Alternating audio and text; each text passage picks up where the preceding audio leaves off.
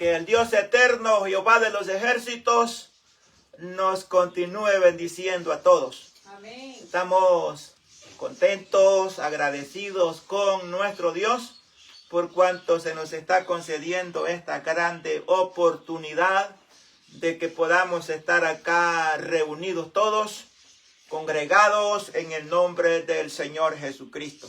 Amén. Vamos a estar leyendo la bendita palabra de nuestro Dios, las Santas Escrituras, por lo cual me siento muy privilegiado por cuanto Dios me está tomando en cuenta para que pueda ser un vocero de su bendita palabra. Aleluya. Pueda ser un pregonero.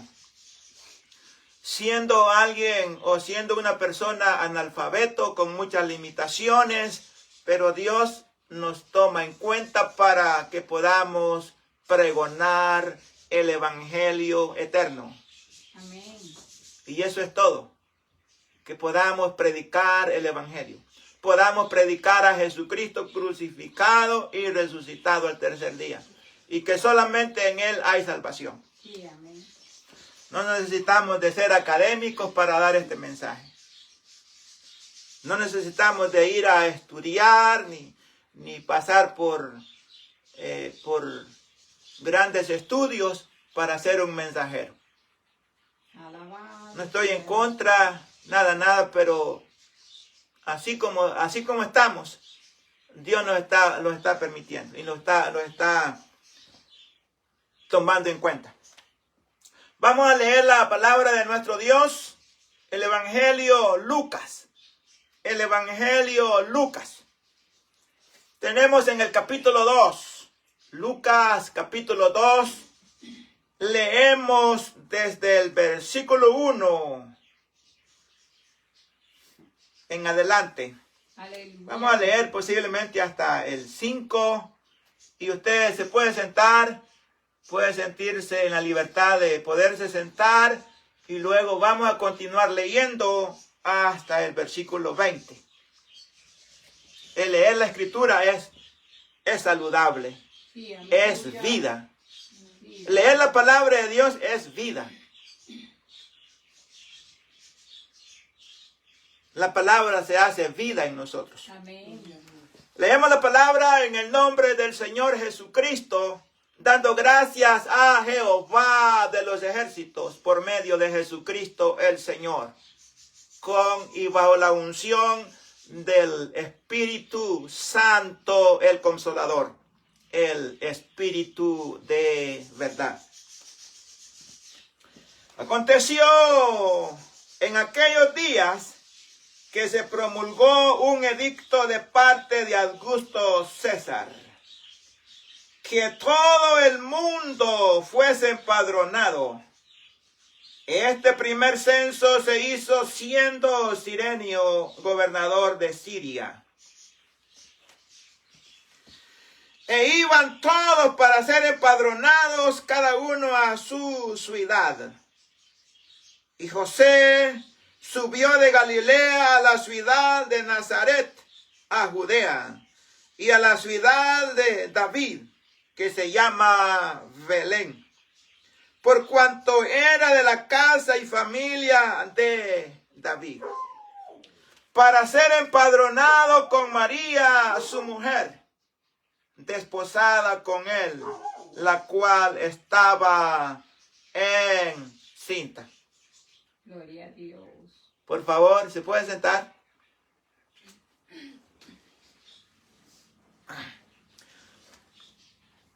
La escritura que hemos tomado para leer y predicar en este día habla del nacimiento del Señor Jesucristo. Aleluya. Habla del nacimiento del Señor Jesucristo. Y el tema a desarrollar es el Señor Jesucristo, o como usted lo quiera decir, Jesucristo el Señor es el poderoso Salvador. Jesucristo el Señor es el poderoso Salvador. Y esto lo hacemos. El tema viene, ¿usted recuerda lo que leíamos el domingo pasado? Es una prédica que está recién, usted lo tiene bien al tanto y sabe de lo que hablamos el domingo pasado. Considere. Y hablamos y predicamos, por lo menos dimos el enfoque. Y el tema era, Jehová levantó un poderoso Salvador. El tema de predicamos el domingo pasado. Jehová levantó un poderoso Salvador. El tema de hoy no cambia. Viene a ser hablando de la misma línea. Hablando de un Salvador, que es Cristo el Señor. Y este Jesucristo el Señor es el poderoso Salvador. Alabado sea. Lucas 1, 69, 67. Y Zacarías, su padre, fue lleno del Espíritu Santo y profetizó, diciendo, bendito el Señor Dios de Israel, Aleluya. que ha visitado y redimido a su pueblo. Redimido es lo mismo que perdonar. O más que todo, tiene que ver con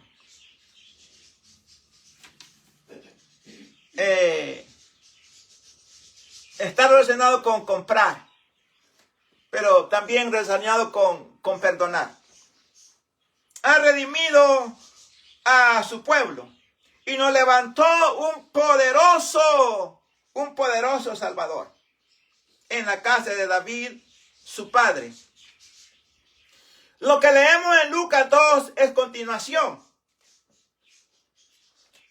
Y fue allí donde nació el poderoso Salvador. Aleluya. En Belén de Judea, la ciudad de David. Entonces el tema viene de Lucas 1, 69 y Lucas 2, versículo 11. Que os ha nacido hoy en la ciudad de David un Salvador, que es Cristo el Señor. Ahí está, de capítulo 1, 69 y capítulo 2, versículo 11, viene el tema. Jesucristo el Señor es el poderoso Salvador. Lo que estamos hablando, o por lo menos tenga en cuenta el tema, el enfoque. Y con esto lo estamos diciendo todo. Jesucristo el Señor es el poderoso Salvador que Jehová levantó. Y es un poderoso Salvador. No es un Salvador así débil, es un poderoso Salvador. Amén. Es para tomar en cuenta. Y en el tiempo en que el Señor Jesucristo nace, se desarrolla, humanamente hablando, era un tiempo bien difícil, bien difícil.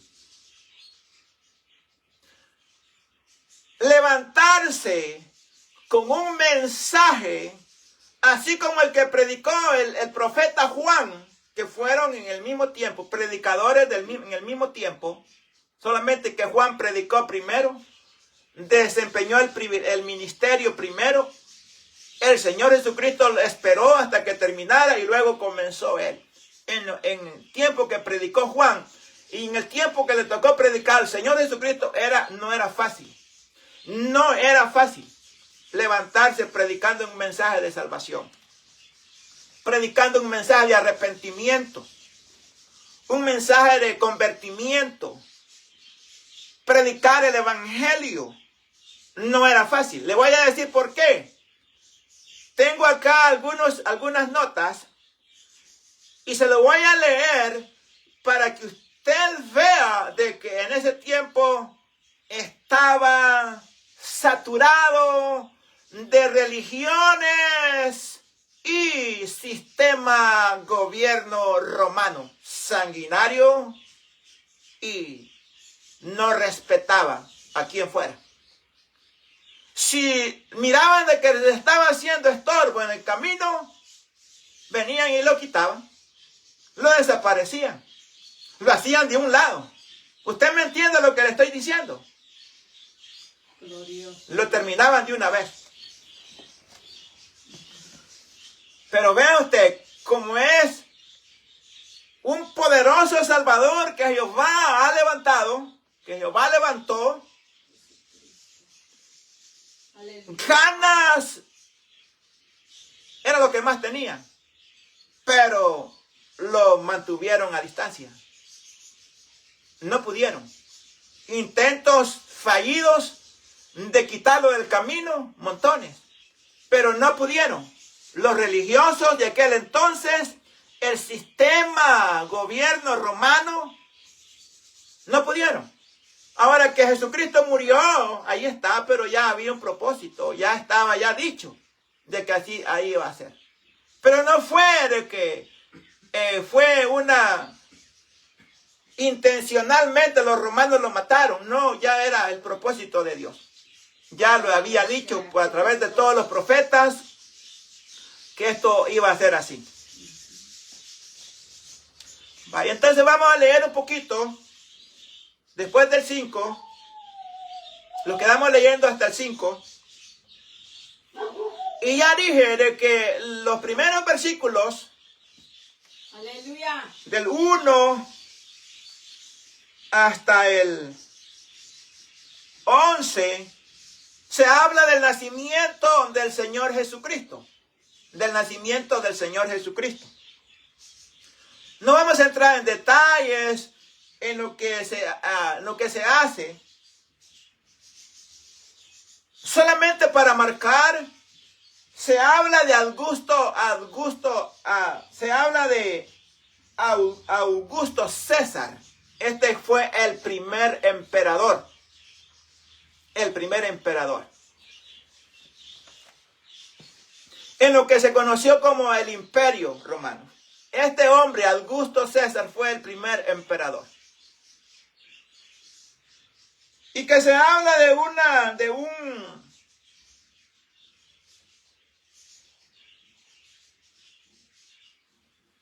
un gobernador. O sea, todo está hablando del sistema. ¿Cómo era el sistema en ese tiempo, en que Jesús nace?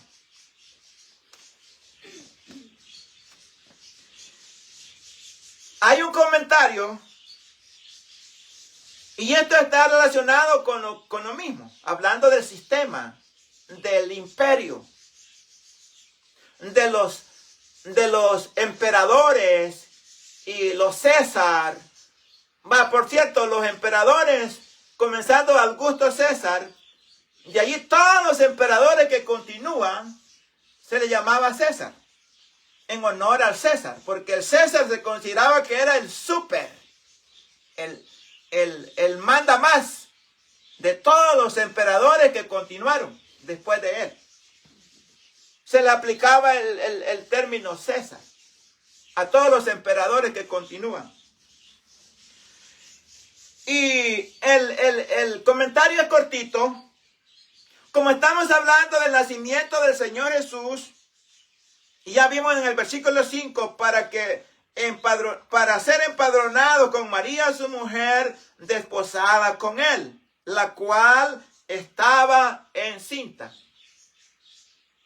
Hay otras versiones más antiguas de la Reina Valera, usan el término preñadas.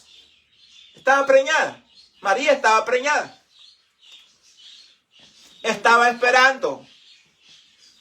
Y el hijo que iba a nacer era el hijo primogénito.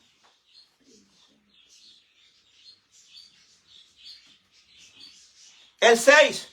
Y aconteció que estando ellos allí, se cumplieron los días de su alumbramiento, y dio a luz a su hijo primogénito, y lo envolvió en pañales, y lo acostó en un pesebre, porque no había lugar para ellos en el mesón. Bye. Entonces ya vimos de que ellos tuvieron que viajar desde Nazaret. Viajaron a Judea, a la ciudad de David, que se llama Belén. La distancia que había, aquí el comentario dice de que era el decreto del César para un censo de todo el imperio romano. O sea que el censo era promovido por el imperio romano. Pero los ciudadanos sí o sí tenían que ir a hacerse escribir, a hacer presencia y dar el nombre. Aquí estoy, mi nombre es fulano de tal. Lo ponían en la lista.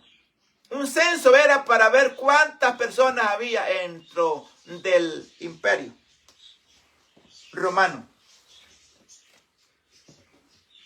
Y se dice de que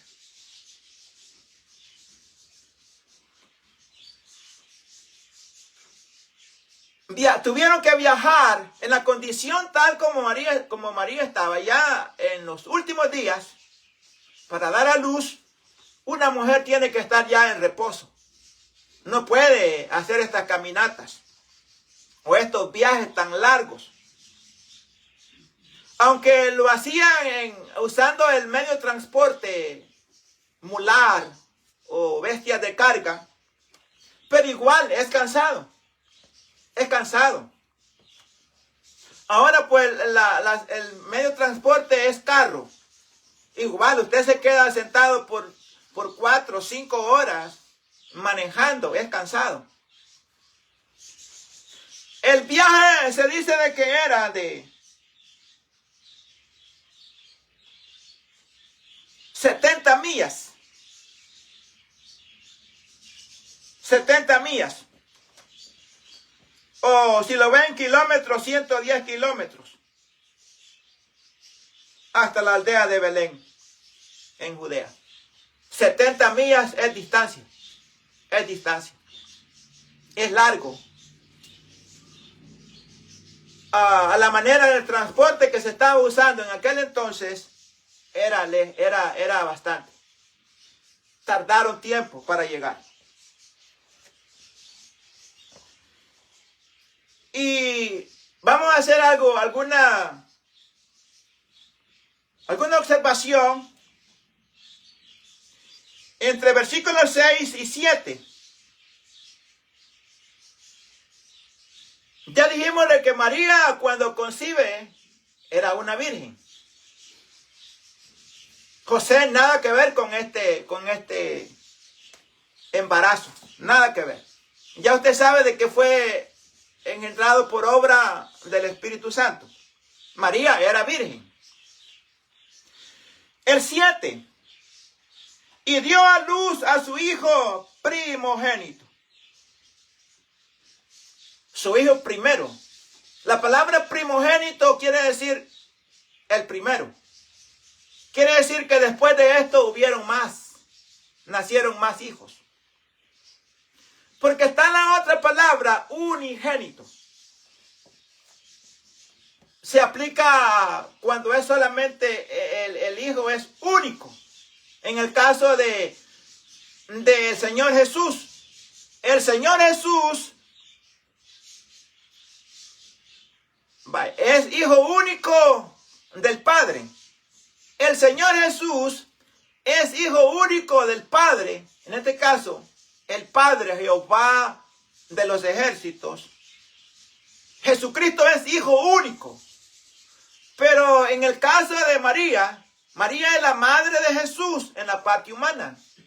pero no es el hijo unigénito, es el hijo primogénito.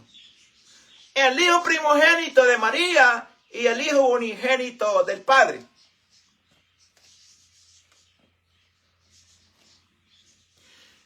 Y luego dice, y lo envolvió en pañales.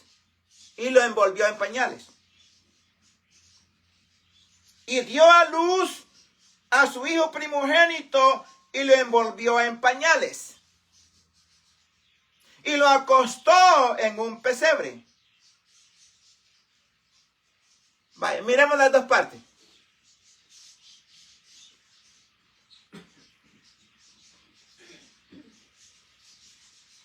Envolverlo en pañales y acostarlo en un pesebre. La tradición viene diciendo de que Jesús nació en un pesebre. La tradición. Pero la Biblia no dice tal cosa.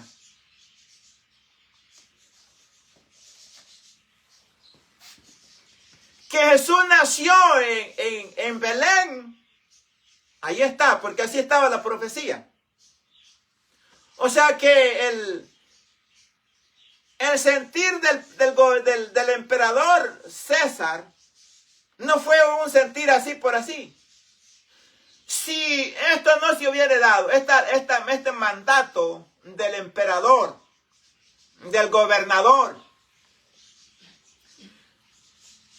de que todos subieran a la ciudad que les correspondía para ser parte en el censo, para ser empadronados, José nunca iba a mover a su esposa. Legalmente eran esposos, solamente que no la había conocido. No había tenido relaciones con ella. Eran esposos legalmente. En la condición como en la que la joven estaba, era para que estuviera en casa. José nunca hubiese hecho caminado esta distancia de 70 millas para llegar hasta allá, si no hubiera habido el mandato, el decreto. Todo había un propósito, para que este niño naciera donde tenía que nacer.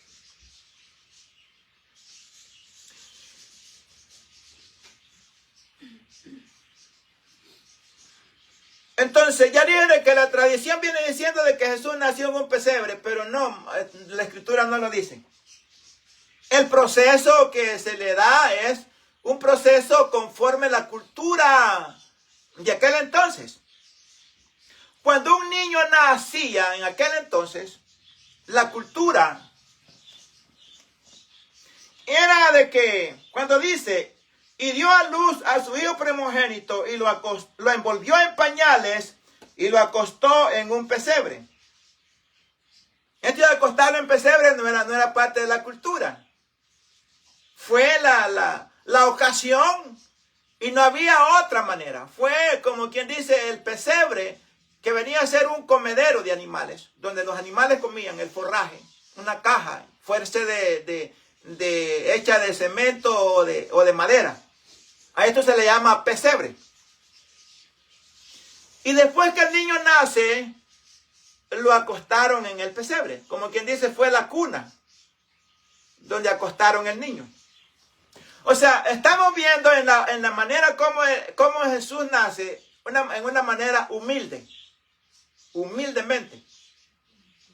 Siendo él el rey de los judíos, está naciendo en la manera como lo estamos leyendo, en un lugar humilde. No en un lugar de lujos. No en un hospital, como le llaman, 5 estrellas. Está naciendo en un lugar humilde. El envolverlo en pañales era parte de la cultura. Le voy a leer un poquito. Cuando dice lo envolvió en pañales, esto significa atar o envolver con tiras. O sea, tiene que ver con algo de tela y suave, por cierto. Algo suave. Una tela suave. Tiras. fajar a un infante, según la costumbre oriental. O sea, de que María hizo conforme la costumbre oriental de envolver al niño en pañales. Ya dijimos qué implica esto. Y lo acostó en un pesebre. Ya esto, ya dije, no era parte de la cultura oriental. Pero como no estaba la cuna ahí ya lista, sino que vieron allí el pesebre, dijimos que era un comedero, una caja. Ahí lo acostaron. El niño tranquilo se relajó allí, en aquel lugar, humilde. ¿Por qué razón no lo acostaron en otro lado?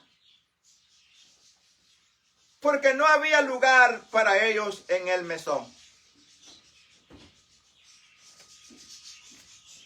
O sea, de que como era un tiempo donde la gente estaba viajando a montones, cantidades de gentes viajando para ir a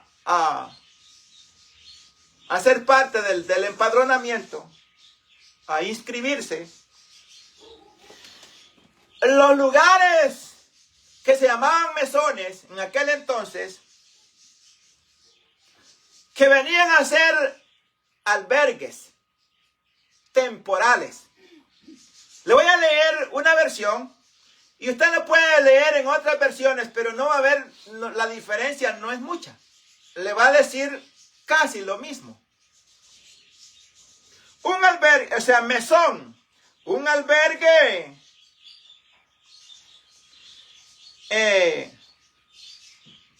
o un alojamiento.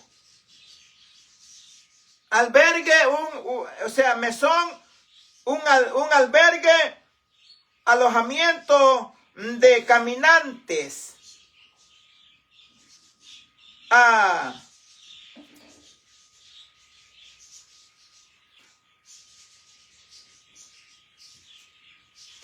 Este albergue era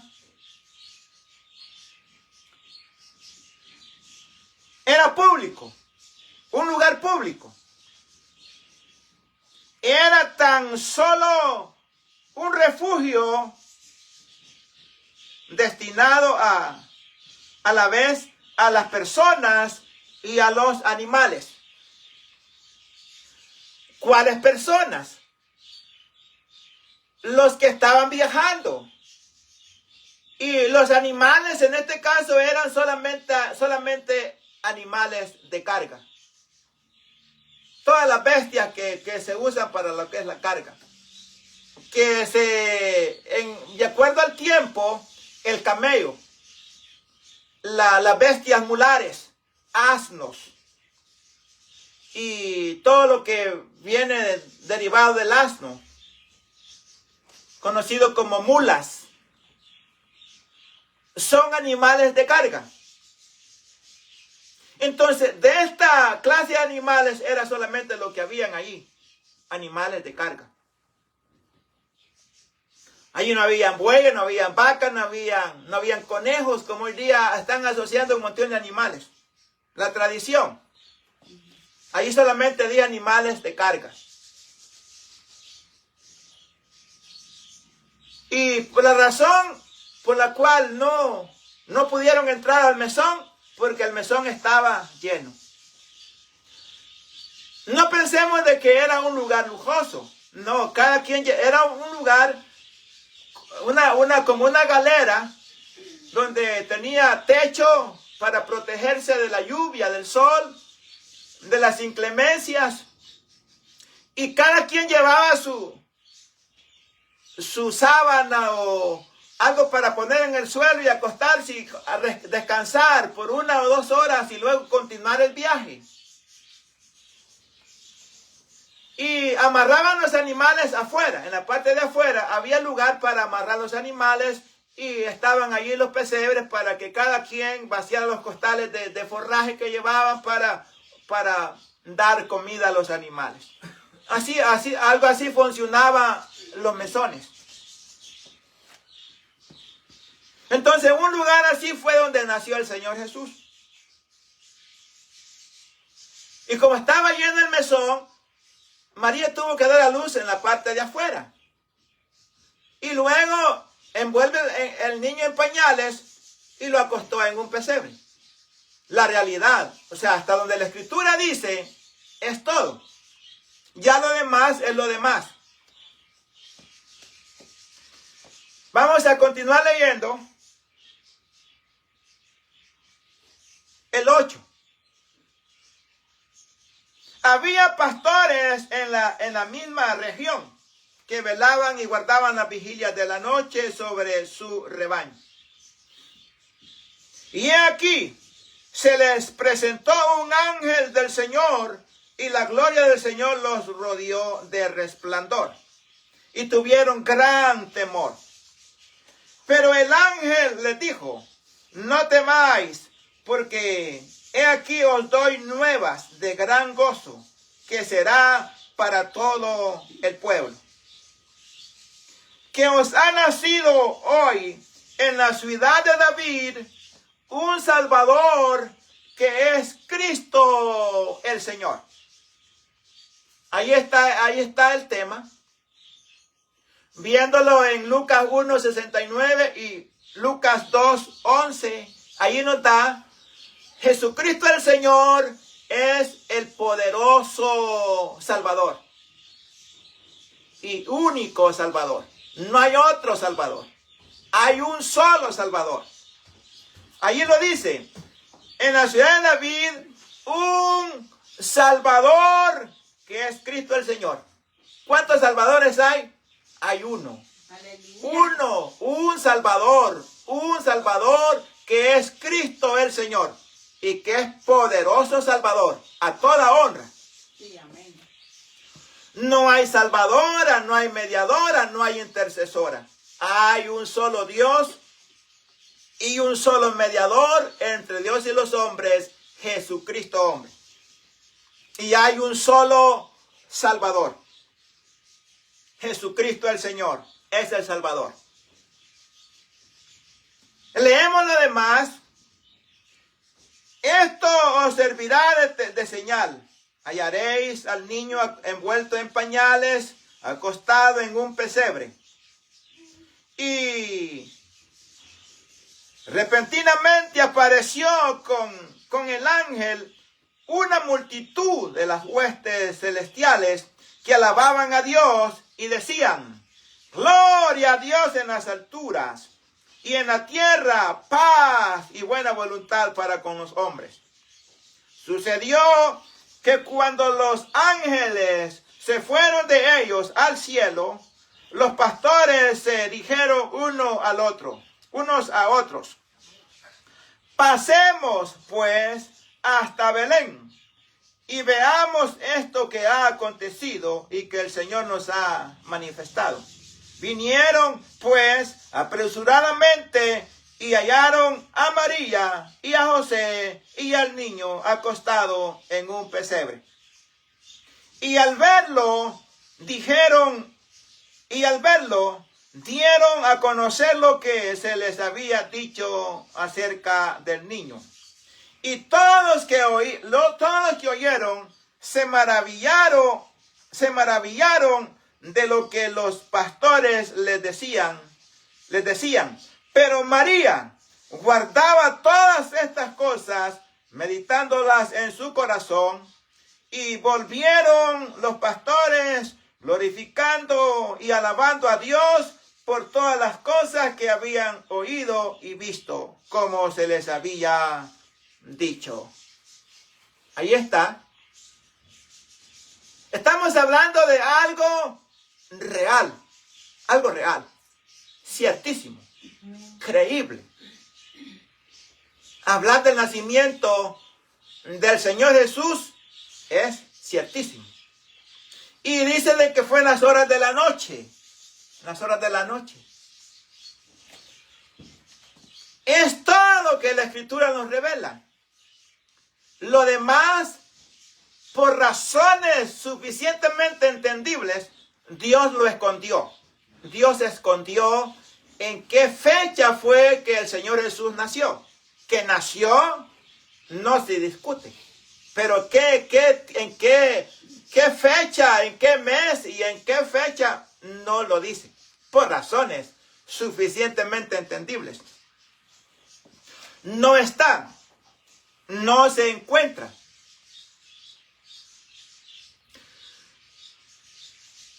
Que esto nos trae bendición a toda la humanidad, sí. Porque este niño creció y al final predicó el evangelio y luego fue entregado para ser crucificado. Murió por nuestros pecados, lo pusieron en un sepulcro y resucitó al tercer día. Esto resulta para nosotros una grande bendición. En que Jesucristo hayase muerto en la manera como murió, lo sepultaron y resucitó.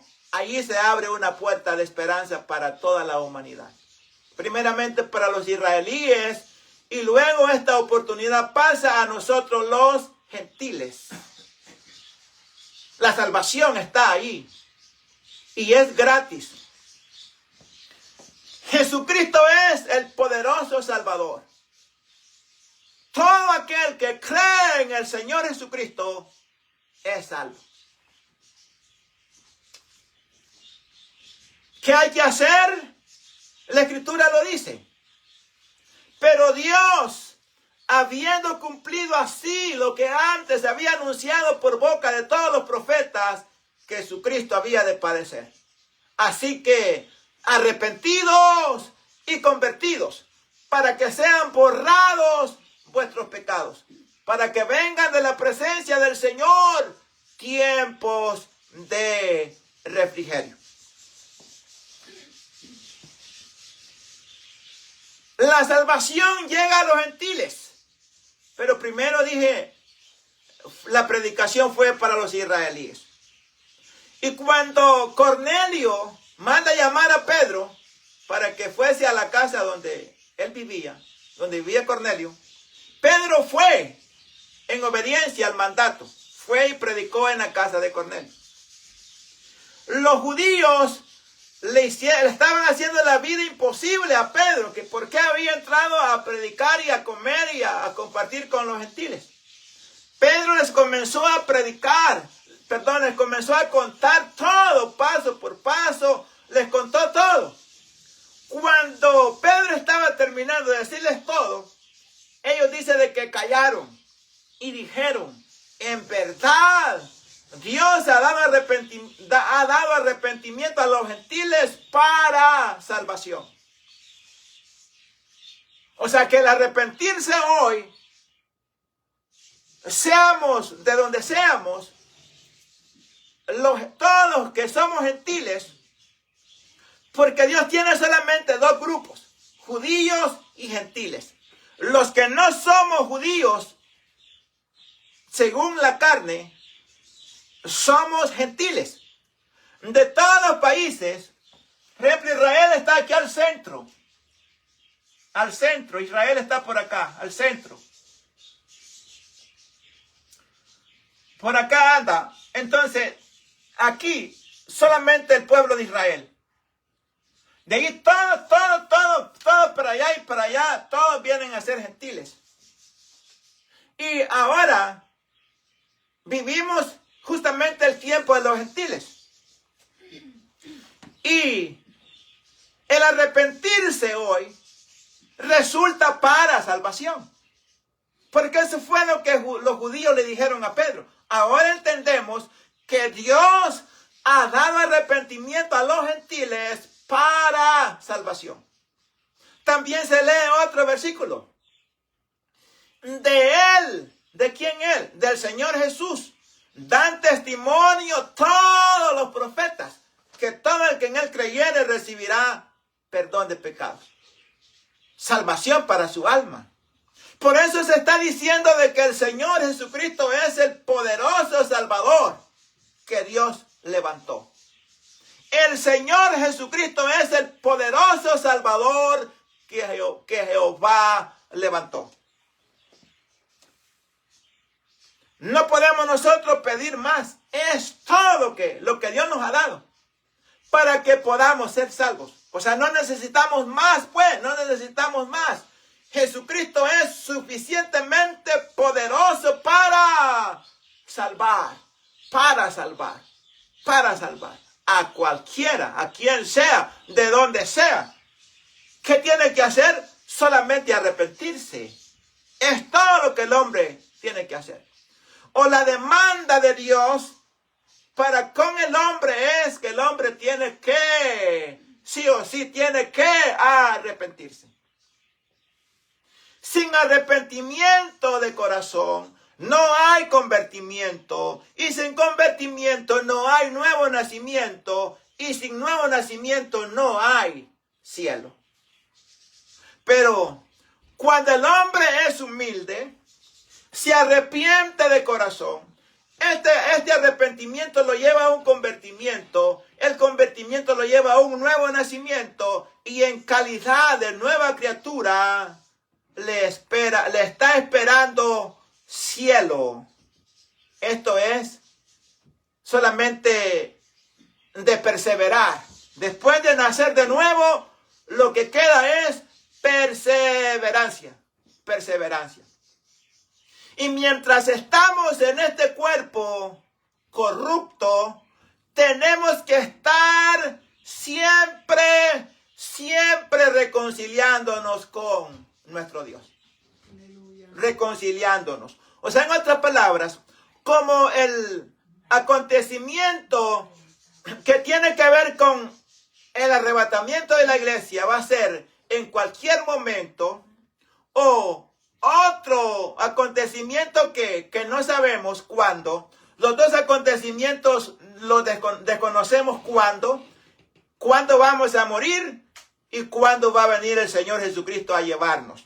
Por esas dos razones, tenemos que estar sí o sí bien reconciliados. Si lo morimos en paz con Dios, lo hemos ganado todo. Y si estamos reconciliados en el momento que el Señor Jesucristo venga a llevarnos, no tenemos ningún problema. Seguramente los vamos con el Señor Jesucristo. Importante tomar en cuenta de que el Señor Jesucristo es el poderoso Salvador. Podemos quedarnos hablando bastante de esto, pero tengo una información que quiero compartirla. Quiero compartir con ustedes esta información. Se recuerda de que en la lectura comenzamos leyendo en el primer versículo. Aconteció en aquellos días que se promulgó un edicto de parte de Augusto César. Augusto César. ¿Quién era este Augusto César? Fue el primer emperador en el sistema, en el imperio romano. Y se habla de Cireneo, gobernador de Siria. Todos estaban formando parte. O sea, todos estaban trabajando para el imperio, opuestos por el imperio. Eran trabajadores públicos, empleados del imperio. Imperio romano. Y dijimos de que el Señor Jesús, tanto Juan como el Señor Jesús, nació en este tiempo, donde estaba este sistema así tan sanguinario y bien malo, bien grosero, esclavizador y matarif. Comenzaré hablando en cuanto a los Herodes. O sea que en el tiempo que Jesús nace, estaba ya los Herodes. Los Herodes. Justamente en el tiempo que Jesús nace estaba el primer Herodes, puesto por Roma. Y que la información es posible de que depende la información que usted busque, va a haber alguna diferencia en cuanto a fechas. Pero no es mucha la diferencia. Pero hay algunas fechas que no hay ninguna variación.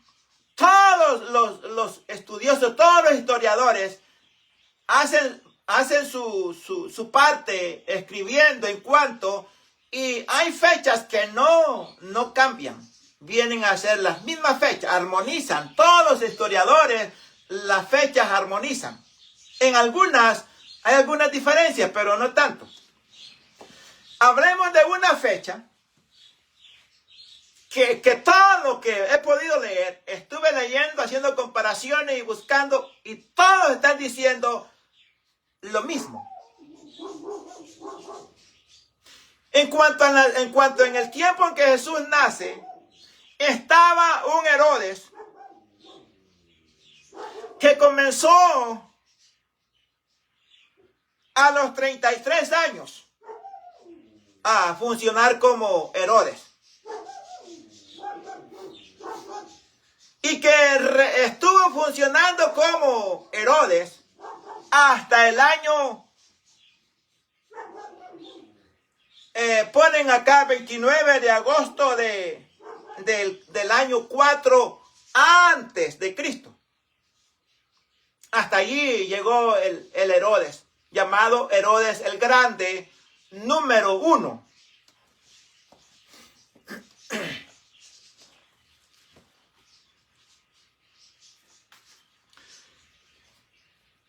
Ya vimos el Herodes número 1, que comenzó desde de edad de 33 años hasta el año 4 antes de Cristo. Ya entendemos de que cuando se dice 4 años antes de Cristo, esto se está hablando en cuanto al calendario que Rómulo hizo y que agarró la fecha y dijeron de que es el año 0 de nuestra era. Pero no es la verdad, no es el año 0. Hay 5 años antes que Rómulo no los tomó en cuenta. Por no darse cuenta o intencionalmente no tomó en cuenta 5 años, y al final dijeron de que era un tiempo perdido. Pero desde allá hasta acá se ha venido tomando en cuenta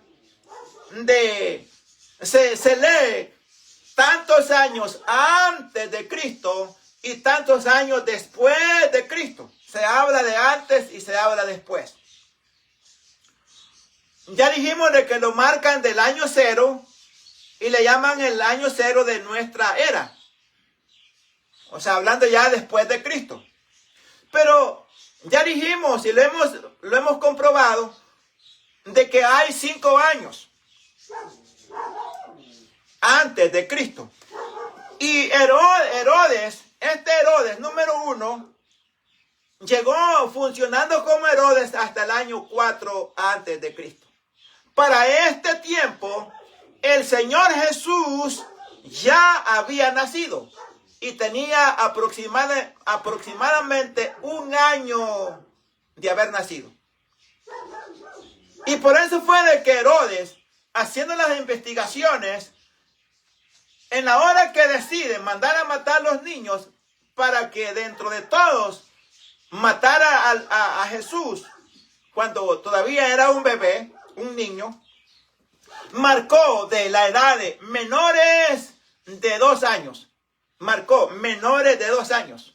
Como quien dice, si este niño tiene 1 año y 5 meses, 1 año y 2 meses, no se va a quedar. Se va a tener que morir. pero fue un intento fallido. Ya le adelanté. Este Herodes, conocido como Herodes el Grande, fue sanguinario.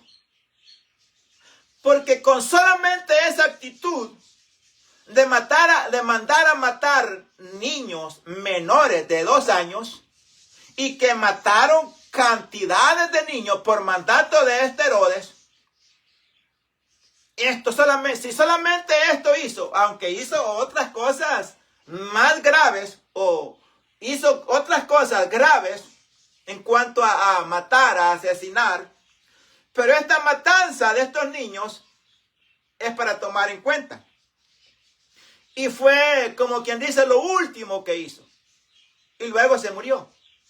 Pero ya Jesús ya había nacido. Y se ve de que fue este Herodes número 1, el grande, el que mandó a matar a los niños. Eso usted lo puede leer en Mateo capítulo 2. Y se queda leyendo allí y usted va a ver todo. Que fue en el tiempo de este Herodes que Jesús nace. Y luego vienen los magos. Ya para este entonces, cuando los magos vienen, ya Jesús tiene un aproximado de 2 años. Cuando los magos vienen. O sea, andan entre 1 año y 2 años.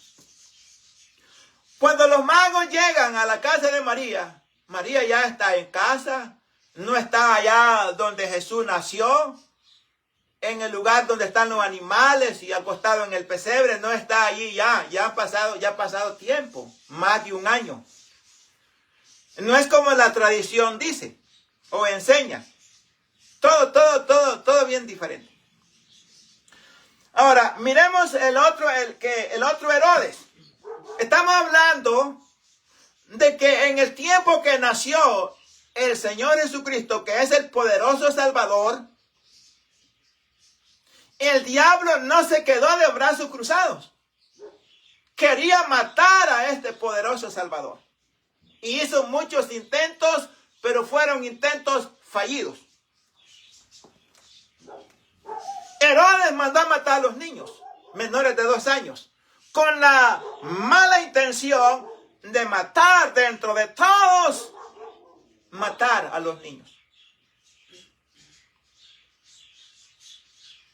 Algunos se están desestimando y dicen de que los niños que mató Herodes fueron unos cuantos. No fueron unos cuantos, fueron miles de niños los que mataron, porque se murieron todos los que estaban en la aldea de Belén y todos los lugares alrededor. Todos ellos se murieron. Fueron cantidades de niños los que murieron. Y esto gracias a Herodes. Y luego hay un total de 7 Herodes. 7 Herodes. Hablemos de esto y luego hablamos de lo otro. Ya hablamos de Herodes número 1, el grande. Y luego viene el hijo de este Herodes, llamado Herodes Antipas. Herodes Antipas. Y fue este Herodes Antipas, el hijo de Herodes el Grande, el número 1, el que le arrancó la cabeza a Juan. Vaya tomando en cuenta. Los Herodes sanguinarios. Los emperadores sanguinarios. Y todos los que estaban formando parte de este sistema del imperio eran sanguinarios. Y fue en ese tiempo donde el Señor Jesús nació. Juan, y el Señor Jesús nace y a Juan lo mataron. Lo mató Herodes Antipas. Usted lo lee. Habla de este Herodes Antipas en Lucas capítulo 3, versículo 1. Y fue este Herodes quien mató a Juan el Bautista. Y luego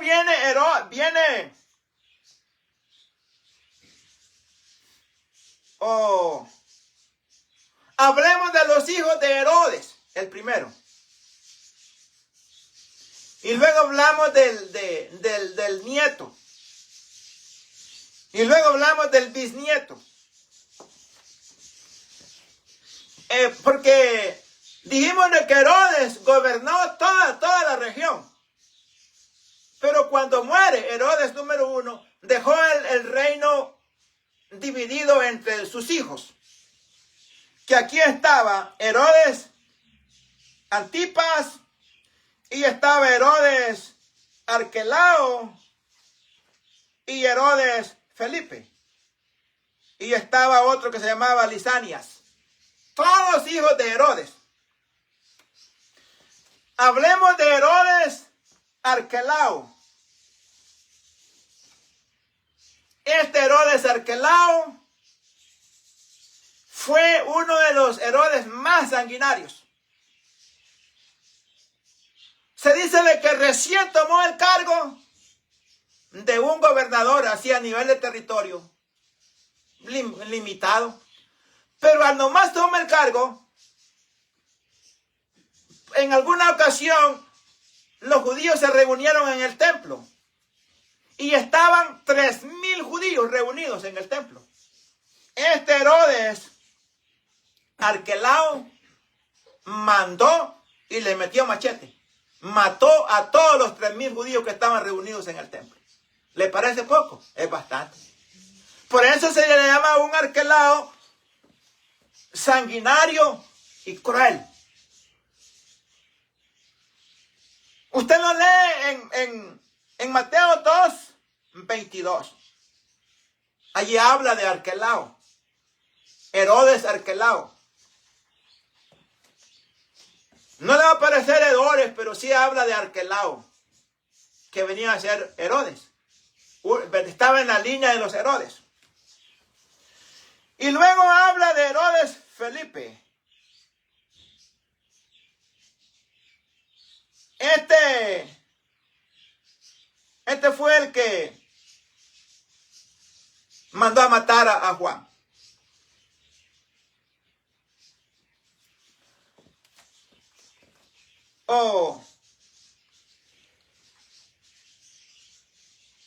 Felipe era el que había tomado la mujer de Herodes Antipas. La tenía por mujer. Tenía de mujer a su cuñada. Y Juan le dijo le dijo a Herodes, Felipe era el esposo de Herodías, la cual Herodes Antipas había tomado. Y la había hecho mujer. Entonces Juan le dijo a Herodes que no era lícito tener la mujer de su hermano. En este caso, la mujer de Felipe. Y por eso aparece en Marcos 6, del 17 al 18. Y se habla de otro Herodes, hijo de Herodes el primero, llamado Lisanias, Lucas 3:1.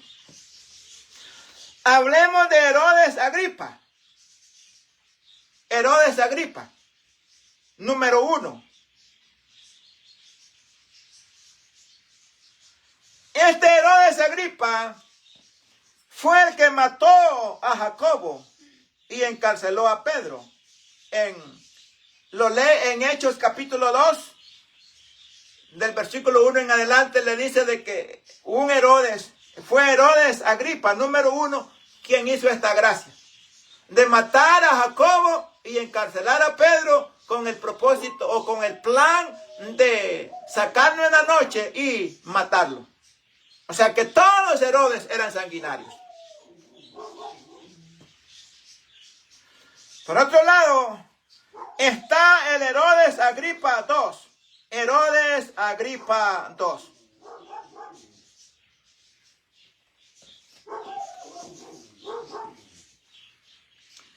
Y se dice de que reinó, hablando en números redondos, de 53 hasta el año 100 después de Cristo. Posiblemente la fecha sea exagerada, pero allí es lo que marcan Y si es menos de esto, pues la diferencia no sería mucho. Y fue este Herodes, Agripa II, el que conoció el apóstol Pablo. O sea, Herodes, Agripa II, conoció a Pablo y Pablo conoció a Herodes. Y Herodes tenía una hermana. Y fueron los dos quienes se presentaron fueron a donde Pablo. A propósito, fueron allá donde él estaba preso. Y después de que Pablo, por permiso, le dieron permiso de que se defendiera, disertó el mensaje y al final del mensaje le dijo a Herodes, Agripa, lo que estoy diciendo tú lo sabes. Tú sabes lo que estoy diciendo, de que lo que estoy diciendo es verdad. Y Herodes contestó al final y le dijo, por poco me persuades a ser cristiano. Eso usted lo lee en el libro Hechos, capítulo 25 del 13 al 27 y capítulo 26 del 1 al 28.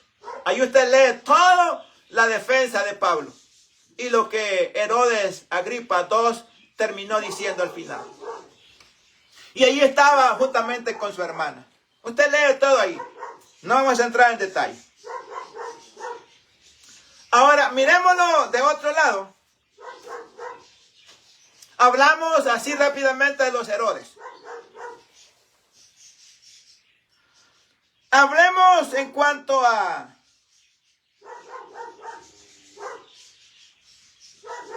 años antes.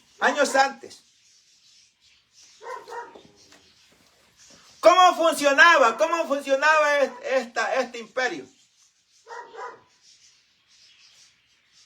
En el año 63 antes de Cristo, Pompeyo conquistó la región, convirtiéndola en reino tributario de Roma. En el 40 antes de Cristo, Herodes el Grande fue designado rey de los judíos por el Senado romano. Lo que no indicaba, independientemente, pero sí una cierta autonomía y una total exención. Esto quiere decir obligación de impuestos durante su reinado. Fue en el tiempo de Herodes, el primero, en que Roma hizo mandatorio de que los israelitas sí o sí tenían que dar o tenían que pagar los impuestos. Por todos los lados que usted lo quiera ver, este imperio generaba una presión de cautiverio y una presión de pagar los impuestos. O sea, por ningún lado el pueblo encontraba favor. Y fue en este tiempo de este Herodes donde nacieron Jesús de Nazaret y Juan el Bautista. Viéndolo en el orden, fue en este mismo gobierno de Herodes donde nació Juan el Bautista y el Señor Jesús. Fue en este tiempo del primer Herodes. Ahora, vamos a ver. Y le sucedió Herodes Antipas, nombrado tetrarca de Galilea y Perea, en el año 39, en el año 4, después que muere su padre, toma el cargo y lo mantiene hasta el año 39 después de Cristo. En el año 18 después de Cristo, Valerio Grato nombró sumo sacerdote a Caifás, que sería depuesto en el 36 después de Cristo.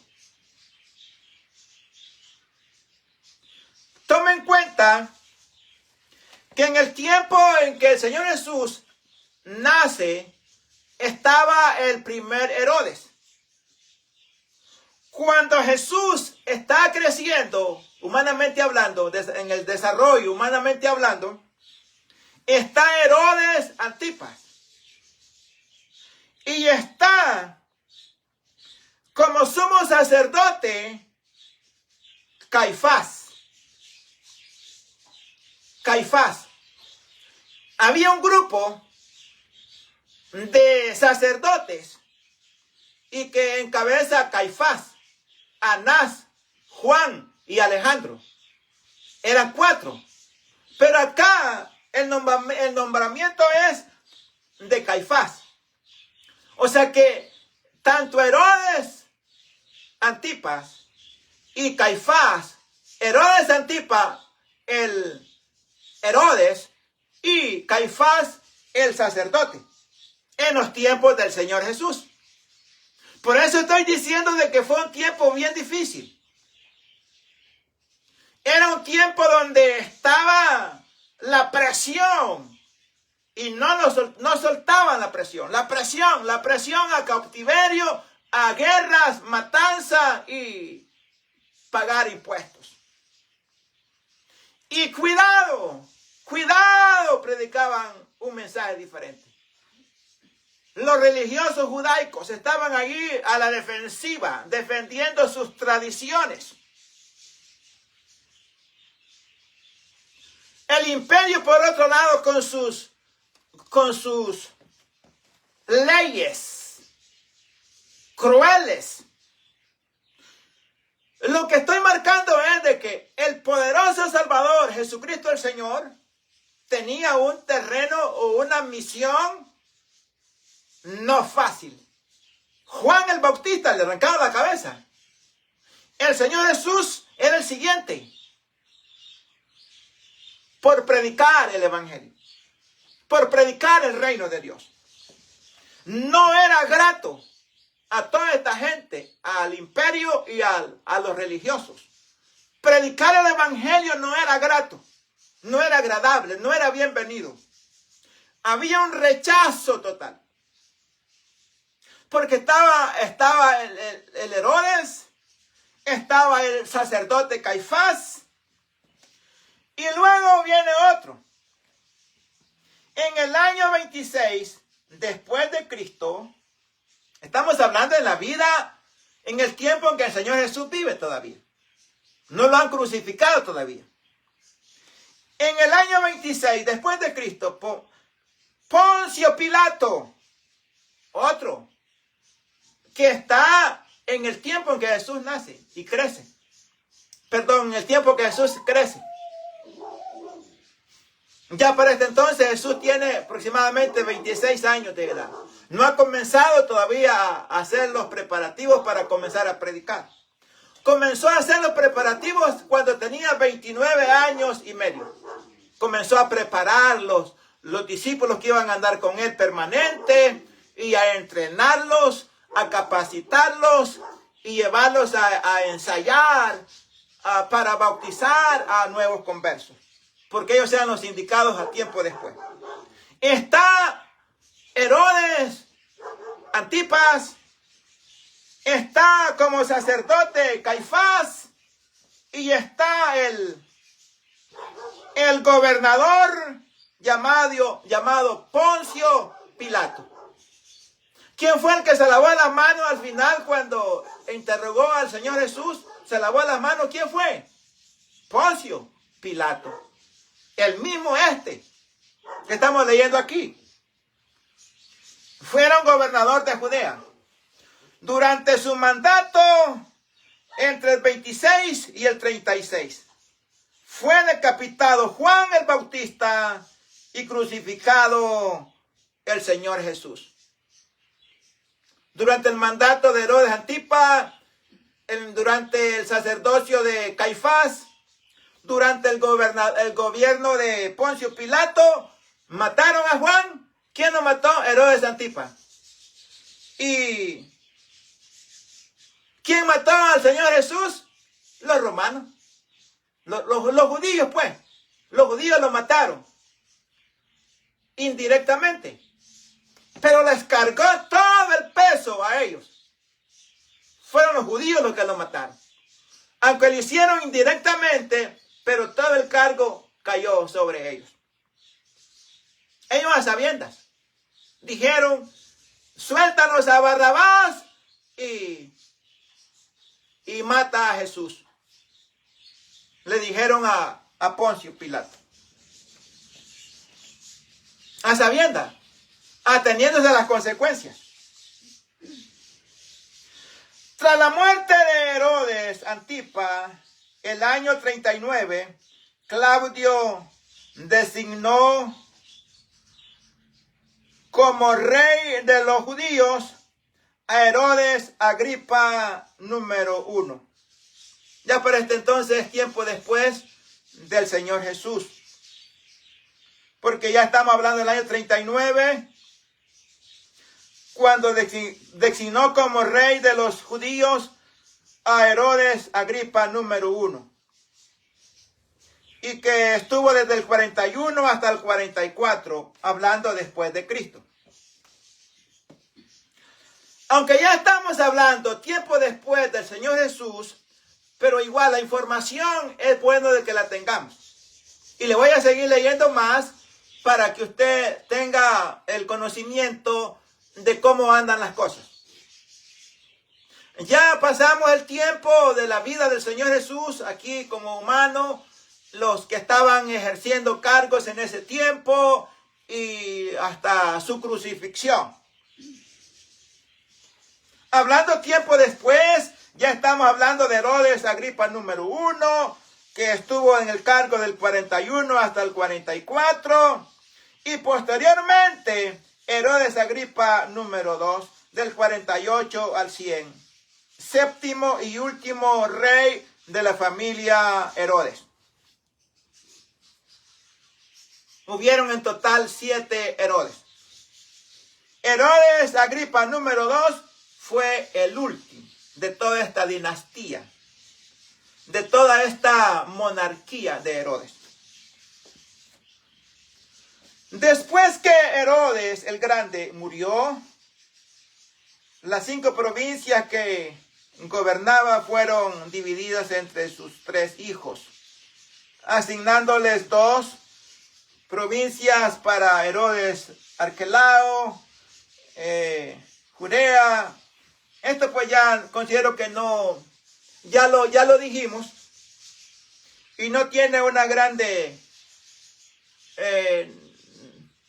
la información está, solamente es una información, pero lo detenemos el tiempo allí. Vamos a avanzar para ver otros detalles.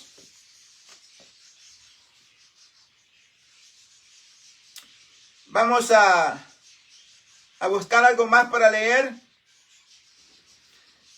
Parece que la línea que estamos aquí es lo mismo. Vamos a buscar algo más. Dice Herodes Agripa número 2, Hechos 23:35. Herodes el Grande, causa de la muerte, de la manera como murió, no viene al caso. Vamos a leer algo más. Hablemos un poquito, algo de lo que tiene que ver con historia.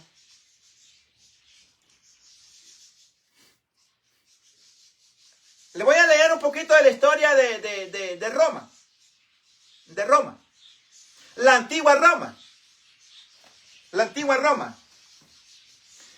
Le voy a leer un poquito. Dice, Imperio Romano,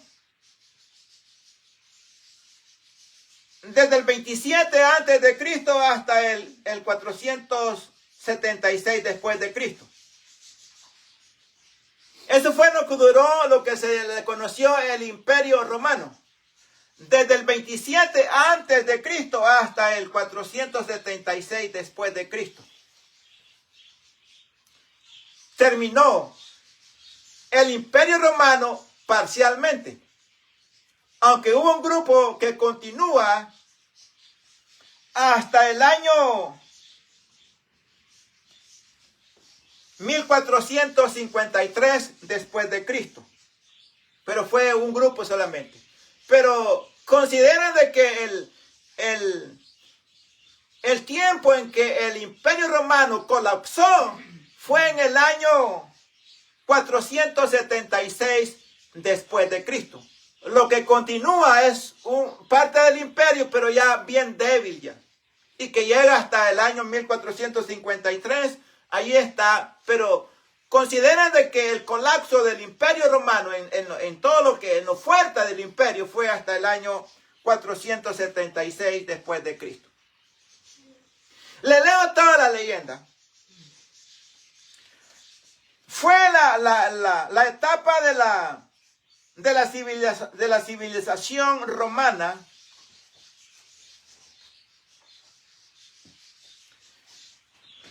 Antes de esto, quiero leerle un tiempo más antes. Tiempo más antes de esto. Porque estamos hablando que el imperio comienza del año 27 antes de Cristo hasta el 476. Pero antes de esto hay historia. Antes de esto hay historia. Y para esto quiero enseñarle, quiero leerle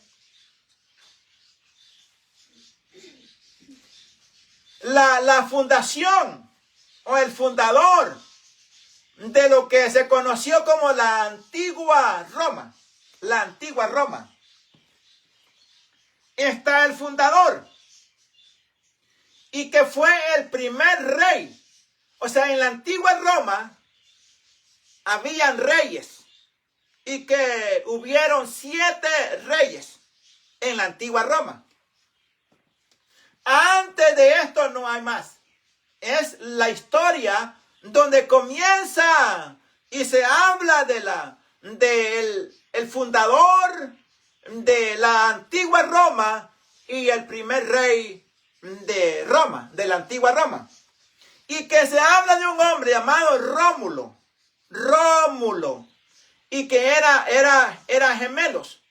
Estaba el otro hermano que se llamaba Rómulo y algo parecido con Rómulo, pero no era Rómulo. Pero eran hermanos, eran gemelos. Es una historia bastante mística en cuanto a estos dos hombres, dos hermanos, estos gemelos. Una historia bastante mística. No le voy a decir todo, solamente se dice de que quedaron sin papá y mamá siendo pequeños. Y que fue una loba quien los alimentó, les dio leche. Una loba. Por eso dije de que es una leyenda bastante mística en cuanto a Rómulo y a su hermano. La situación es de que cuando crecen, cuando ya son grandes, tuvieron una discusión entre los dos hermanos y Rómulo mató a su hermano. Lo mató. Y luego fundó la ciudad llamada Antigua Roma y él se puso como rey. Fue el primer rey. Y luego, o sea, esto se está dando en el año 1453. No, estoy mal.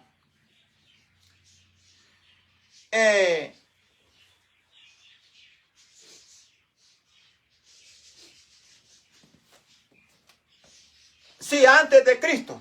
En el año 753 antes de Cristo. Es cuando Rómulo está fundando la ciudad Roma, antigua Roma, y está postulándose para ser el rey de Roma. En el año 753 antes de Cristo.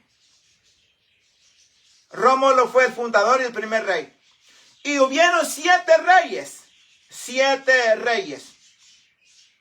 Y le voy a dar los nombres, aunque no le voy a dar todo, porque está de nombres y apellidos y desde cuándo hasta cuándo reinaron cada uno. No le voy a dar toda esta información. Solamente le voy a decir los nombres. Rómulo, el primero. Numa, Tulio, Anco, Tarquinio, Servio, Tarquinio el soberbio. Fue el último. Tarquinio, y para hacer diferencia con el otro Tarquinio, le dijeron Tarquinio el soberbio.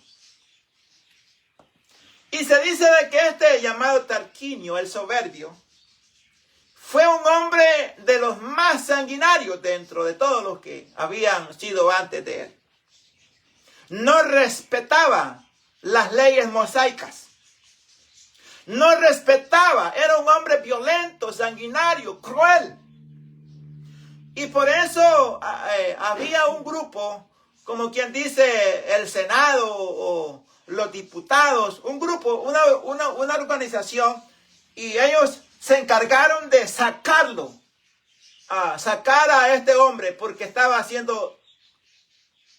cometiendo crímenes demasiado graves. Entonces lo votaron, lo sacaron. Y fue el último, por cierto, el último rey. Que duró este sistema así de reyes en la antigua Roma, duró hasta el 509 antes de Cristo. Hasta el 509 antes de Cristo. En cuanto a los reyes, se habla de 7 reyes, siendo Rómulo el primero y Tarquinio el soberbio el último. Se habla de un 8º rey, pero no es tan creíble. Lo ponen ahí, pero no es tan creíble de que haya sido rey. Los que sí fueron reyes fueron 7. Desde Rómulo hasta Tarquinio el soberbio.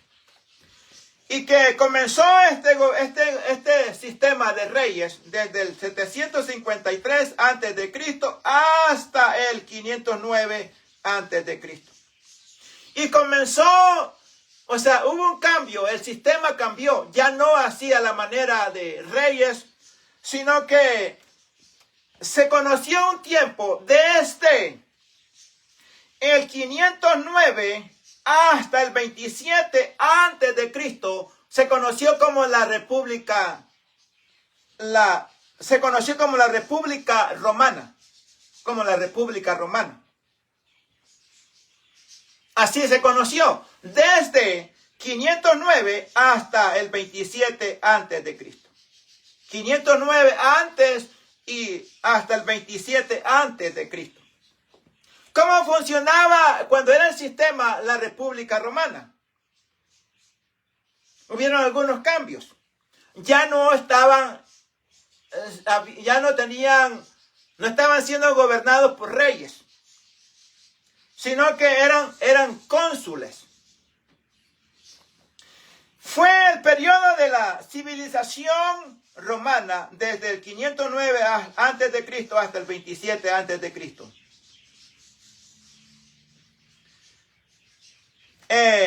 Caracterizado por un gobierno republicano.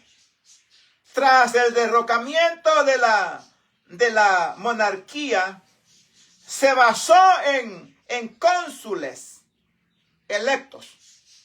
Así era la manera. Cónsules selectos o electos. Temporalmente cada uno ejercía su tiempo y luego venía otro. Y luego dice,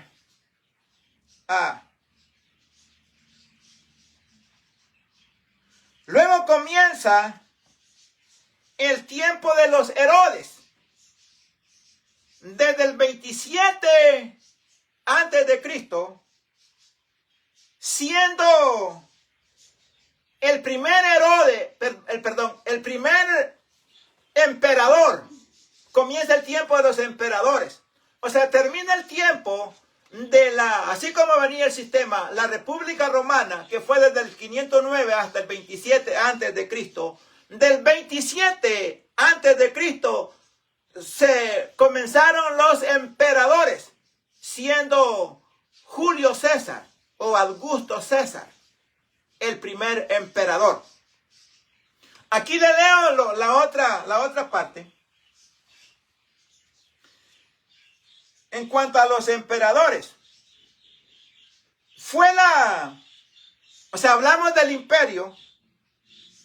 Hablando ya del imperio, hemos hablado de la antigua Roma, teniendo reyes, en la Roma, la República Roma, teniendo cónsules, y en el imperio, teniendo emperadores, que fue desde el 27 hasta el 476 después de Cristo. El tiempo conocido como imperio romano, teniendo emperadores. Le leo, fue la etapa de la civilización romana caracterizado por un gobierno autoritario.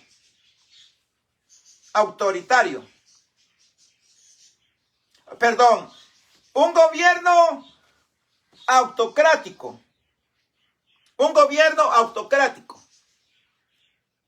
No le investigué qué quiere decir autocrático, pero usted lo puede investigar. O sea que en el Imperio Romano, el gobierno era un gobierno autocrático. Centralizado en un emperador.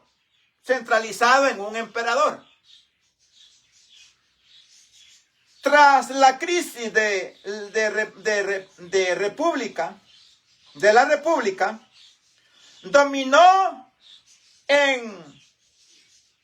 dominó el Mediterráneo, gran parte de Europa, norte de África y cercano Oriente. O sea que fue en el tiempo del Imperio Romano, del 27 al 476, donde el imperio se dedicó a conquistar tierra, territorio, y conquistó bastante. Todo el Mediterráneo fue de ellos en el tiempo del imperio. Todo el Mediterráneo, gran parte de Europa, norte de África y cercano Oriente. O sea que llegaron hasta allá. Conquistaron un montón de territorio. Y su máxima expansión con Trajano en el año 117 después de Cristo. Conquistaron todo ese territorio. O sea que el imperio, cuando era el imperio, se dedicaron a conquistar territorio. Luego se habla de la fundación de los emperadores. Fundación Octavio Augusto fue el primer emperador. Se convirtió en el primer emperador en el año 27 antes de Cristo. En el 395 después de Cristo se da una división. En el 395 después de Cristo, el emperador Teodosio dividió el imperio entre sus hijos. En Oriente, capital Constantinopla, y Occidente, capital Roma.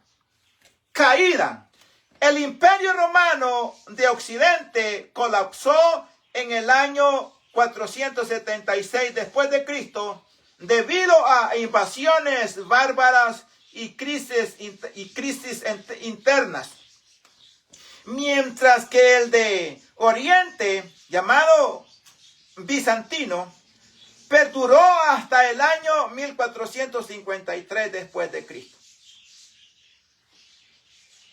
Y que fueron en total, algunos marcan, o sea, parece que no tienen una cantidad exacta, y marcan entre 70 y 100 emperadores en todo el tiempo, desde 27 hasta el 476 después de Cristo. marcan, o viéndolo hasta todo el tiempo que continúa hasta el 1453, consideran de que hubieron entre 70 y 100 emperadores, incluyendo algunos impostores, o sea, emperadores impostores, pero ahí está, por eso lo dejan así, entre 70 y 100 emperadores en todo el tiempo que duró el Imperio Romano. El Imperio Romano terminó, o sea que ya es historia. Ya no existe. Ahora vamos a ver algo más. ¿Qué ha pasado de este tiempo para acá? Nótese de que queda hasta el 1453. 1453. Ya para este entonces, ya ha tenido fundación o ha tenido, se ha formado ya el sistema religioso. Porque el sistema religioso está formándose casi en ese mismo tiempo, en el siglo IV. En el siglo IV. 1323 en adelante. En el siglo IV tiene formación el sistema religioso. Ya para en el 1400 ya está formado ya el sistema religioso. O sea, de que dijimos de que todo lo que es la antigua Roma, teniendo reyes, tuvo su fin, se vino abajo, y luego viene la República Romana, la República Roma, también se terminó, y luego viene el tiempo del imperio, teniendo los emperadores, también se colapsó. Ahora, ¿qué es lo que hay entonces? Ya no hay imperio. El imperio es historia. Pero este sistema romano no ha terminado. Ahora es un sistema político y religioso. Ya no es un imperio. Pero sí está involucrado en lo que es política y religión. Es lo que es hoy. Dígale que el sistema religioso tiene su formación en el siglo IV. En el siglo IV. Por Constantino. Le llamaron Constantino el Grande número 1. Emperador. Todavía están los emperadores. En este entonces. Constantino fue el fundador del sistema religioso del imperio. Perdón, el sistema religioso. Ya no imperio. Es un sistema político. El sistema religioso político. Ahora, el grupo que se une a Constantino fue de la iglesia que por años habían venido creyendo en el Señor Jesucristo y siendo guiados por el Espíritu Santo. La trampa se las pone Constantino, les pone la trampa, les pone el gancho y les hace muchas ofertas. Primero, les dio confianza y dijeron de que se sintieran seguros que con él no iban a tener ninguna persecución y que no tuvieran pena, de que no iba a morir ni uno. Entonces los hermanos comenzaron a confiarse. Y al final Constantino les pone el gancho y les dice, tienen que unirse a mí. Únanse al gobierno. Y muchos de los hermanos terminaron uniéndose al gobierno. a formar parte del sistema religioso del gobierno. Fue un error que ellos hicieron.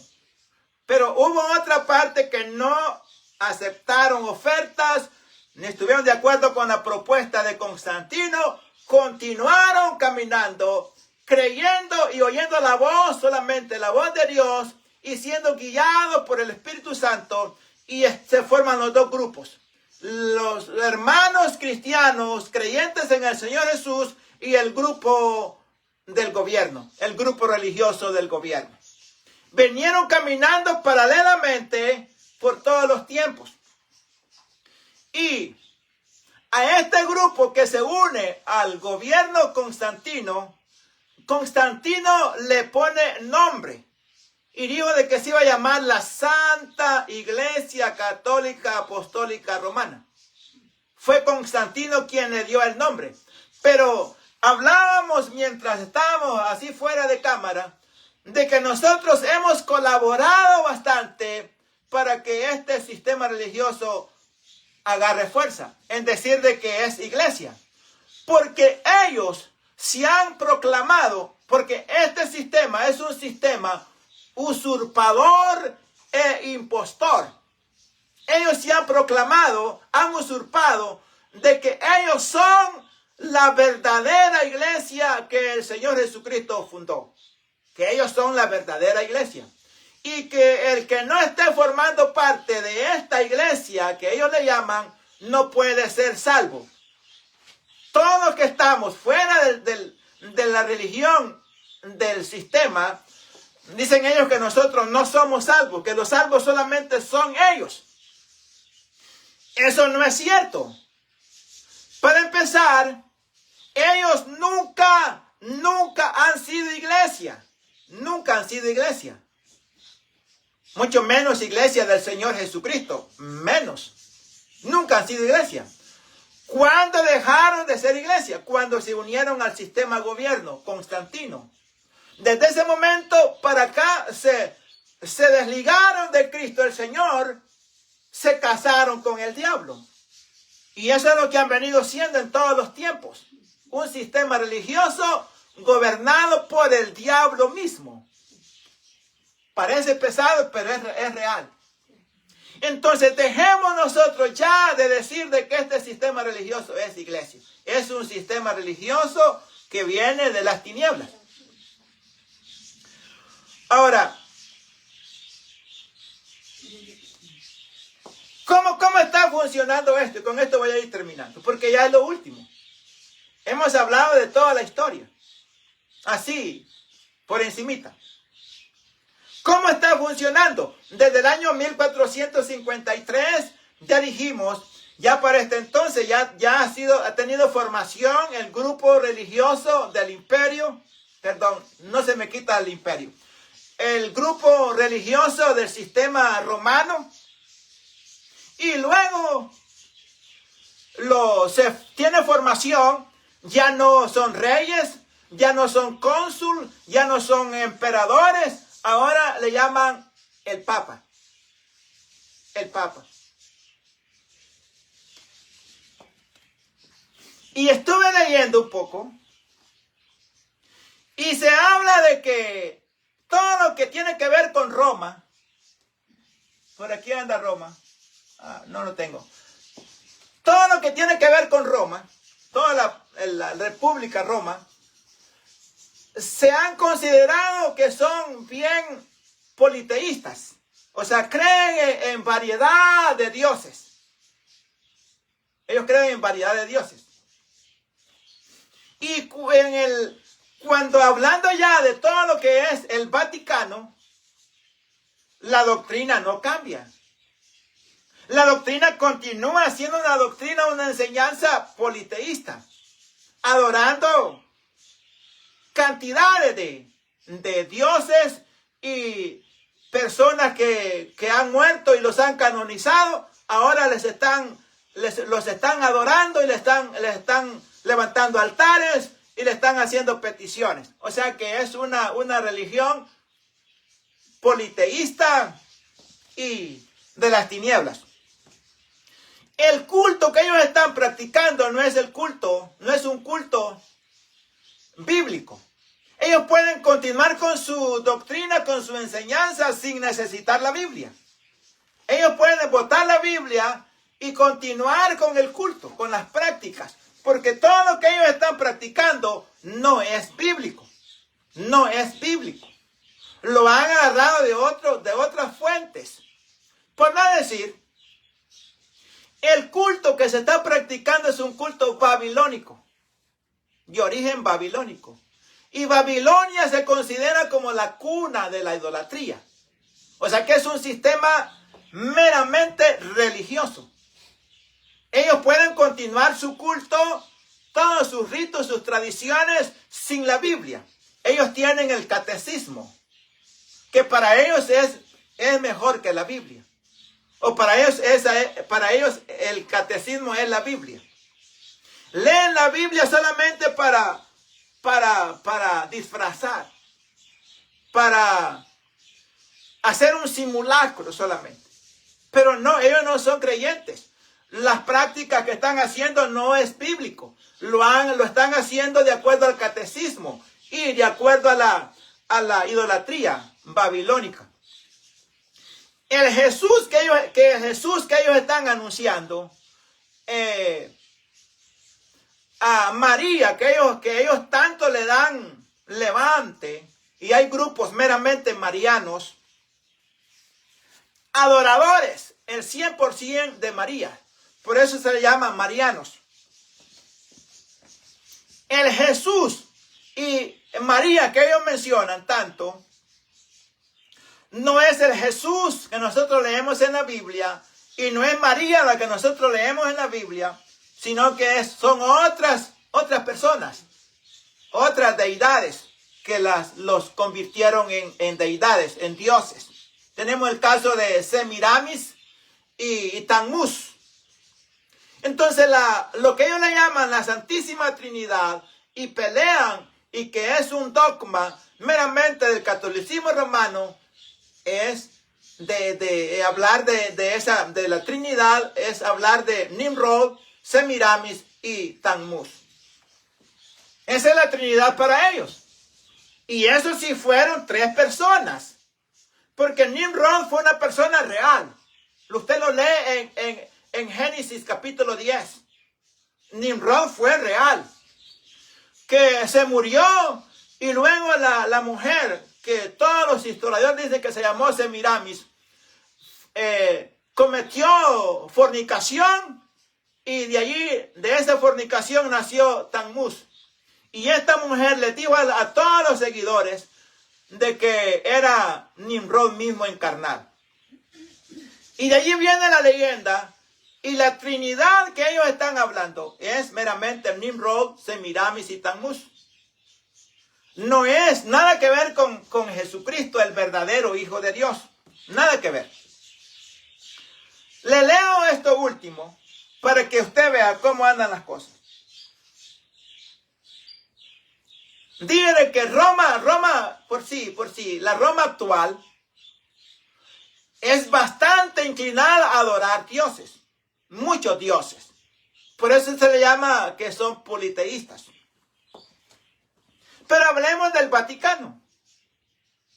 Y adivinen que tanto la Roma actual, por cierto, toda la gran parte de ellos dicen llamarse católicos. Y que son idólatras. Pero hablemos del sistema Vaticano. ¿Cómo funciona? ¿Cómo funciona? El Vaticano funciona como una teocracia. Como una teocracia. Vaya tomando en cuenta. Estamos hablando ya del Vaticano. Del sistema religioso. De Roma. Ya el Imperio Romano es historia. A mí me está costando sacarme esa palabra, Imperio Romano, aplicándolo a lo actual. Lo actual no es imperio ya. Imperio ya es historia, fue en el pasado. Ahora está este sistema y que tienen como sede el Vaticano. El Vaticano funciona como una teocracia,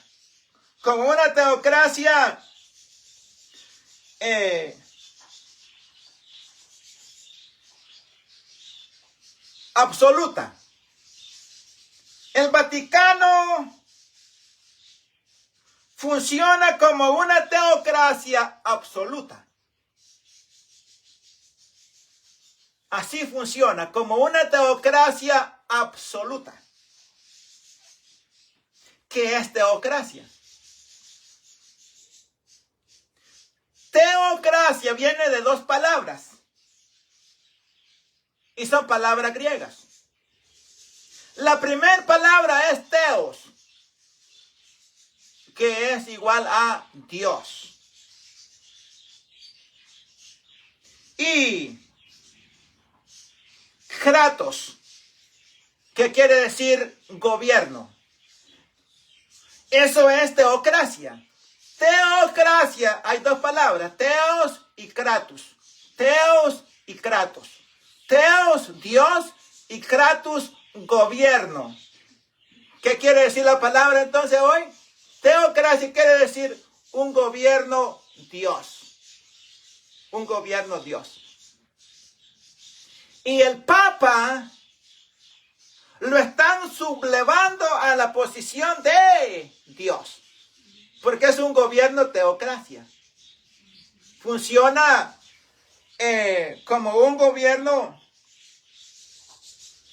como una teocracia. Teocracia. Dos palabras ahí. Teos y kratos.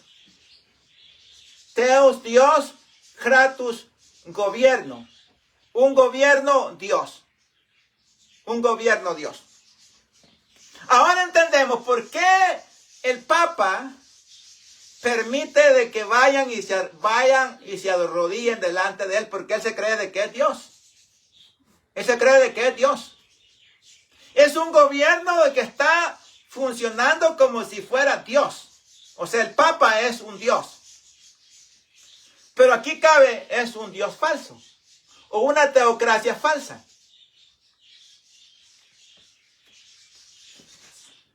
Le voy a continuar leyendo. O sea, ya hablamos de una teocracia absoluta. Y monarquía. Monarquía electiva. Donde el Papa ostenta el poder supremo, ejecutivo, legislativo y judicial. ¿Queda algo más para otro? No. El Papa se lo lleva todo. Porque él es el super y él es el gobierno Dios. Como jefe de Estado, el Papa gobierna la ciudad del Vaticano, mientras que como líder espiritual dirige la Santa Sede, gestionando una vasta red diplomática y religiosa que está en todo el mundo. Usan el término global porque siguen creyendo la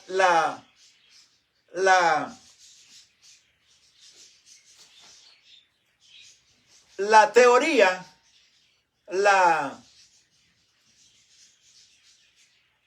teoría de que el mundo es redondo, que la tierra es redonda.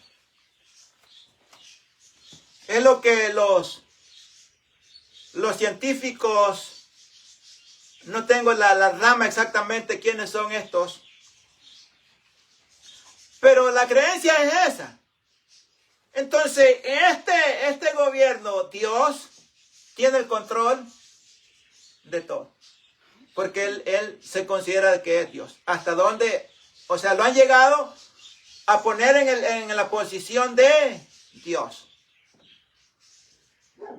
Así funciona el sistema religioso y el sistema político, porque no es en la Roma, la antigua Roma, donde habían reyes, no es la República Roma, donde habían cónsules, no es en el tiempo del imperio, donde habían emperadores. Ahora es un sistema político y religioso donde el Papa es el Dios. Donde el Papa es Dios. Y Él es el que está gobernando todo. Manipulando todo. Político y religiosamente. Y que el Vaticano es un estado soberano e independiente desde el 1929. 1929, la ciudad que se conoce como el Vaticano se conoció como un estado independiente, un estado soberano e independiente. ¿Qué poder que han acaparado estos? O sea que la ciudad esa que tiene unas cientos de personas, dicen de que es un estado soberano e independiente. Y que esto lo hicieron en el año 1929 para acá. Lo consideran. Pero hablando en cuanto a la organización que controla las naciones, en algunas ocasiones no lo toman en cuenta como país, como una nación que sea soberana e independiente. Solamente cuentan 193 países que tienen su independencia. El Vaticano no lo cuentan, que sería 194 países con su independencia, pues. Mas no lo toman en cuenta en algunas ocasiones. Y en lo personal, yo no lo tomo en cuenta. Yo solamente cuento 193 países que tienen su independencia. Ya lo del otro, pues ya lo han logrado a través de poder político y religioso. Tomando en cuenta de que el Papa hace la función de Dios. Es un gobierno, como dijimos que está gobernado por la teocracia. Dios, gracia, gobierno. Un gobierno Dios. Es un sistema bien peligroso y alberga millones de personas, seguidores, creyentes de este movimiento, de esta religión, y lamentablemente en este sistema no hay salvación. No hay salvación.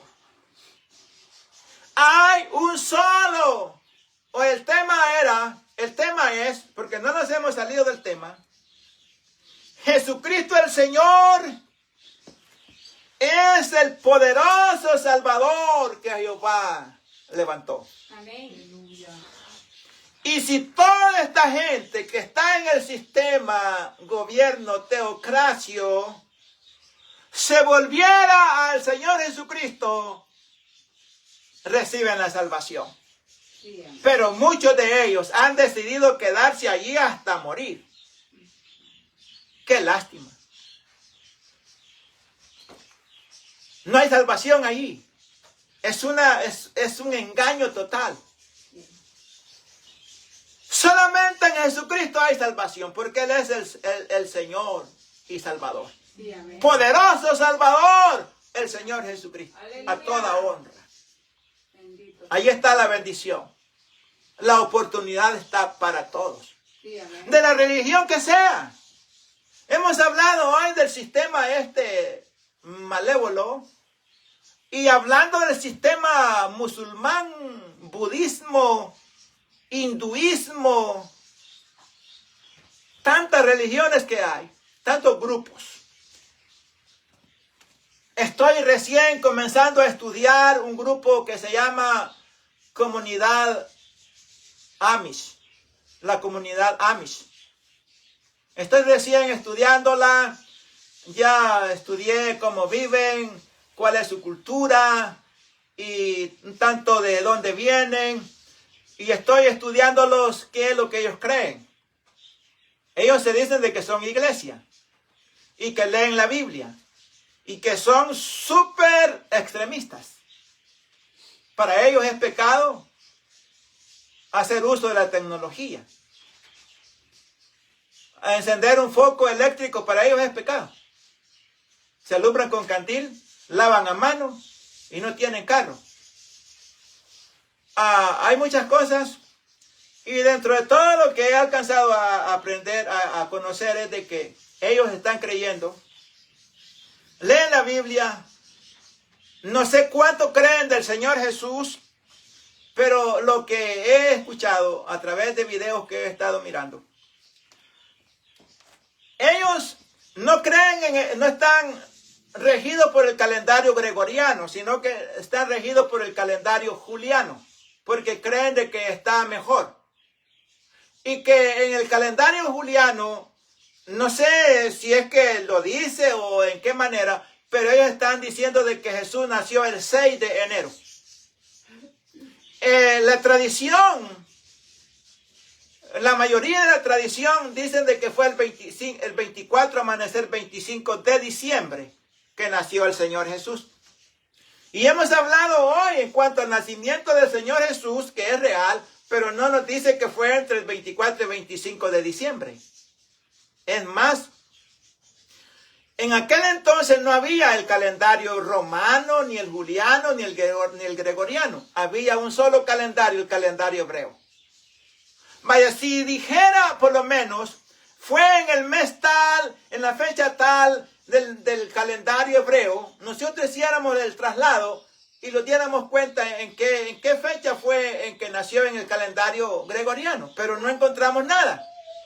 Pero estos están diciendo de que Jesús nació, unos dicen que fue entre 24 y 25 de diciembre y estos están diciendo de que fue el 6 de enero. Totalmente perdidos. O sea, desde allí ya se ve de que están despistados. Y tengo más que seguirlos estudiando para ver, solamente para tener información. Pero ahí está la comunidad Amish. Usted lo puede buscar. Comunidad Amish.